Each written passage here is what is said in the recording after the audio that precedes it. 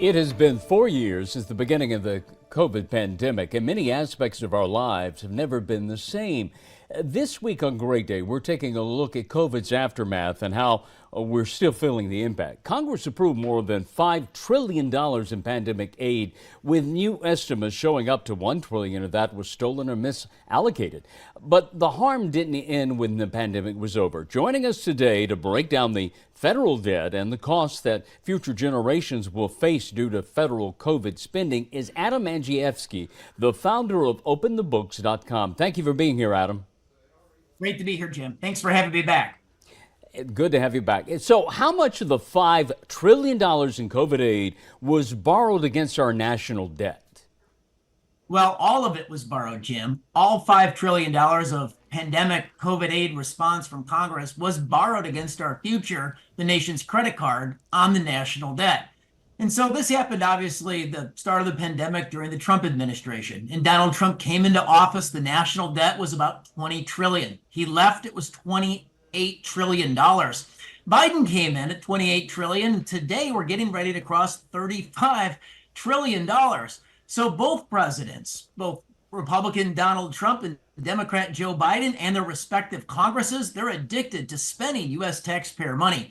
For example, George W. Bush came into office 24 years ago, and the national debt was only $5.6 trillion. So we're up 6 times on the national debt in just 24 years.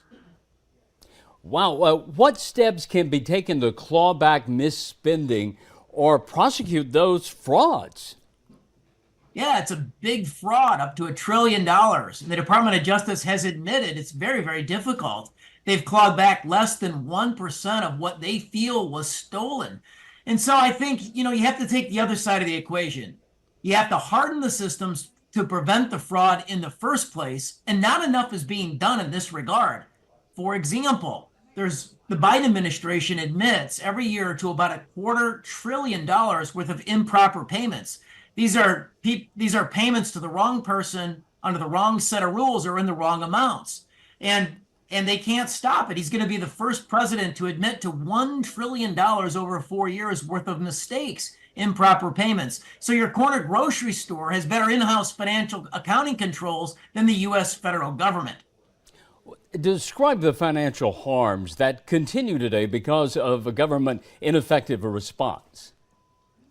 So I think the main one is inflation. With all this government money, all this borrowing against our nation's future, that's created too much money in the system. And inflation is created when there's too much money chasing too few goods. And this is how it harms you and your family. When you go to the grocery store, everything costs more. If you saved money because of inflation today, it's worth less. And you better have a great paying job, because the amount of money you make today will be worth less in the future. You're going to need pay raises. Adam, thank you so much for joining us yesterday and today. And a great day. We'll be right back.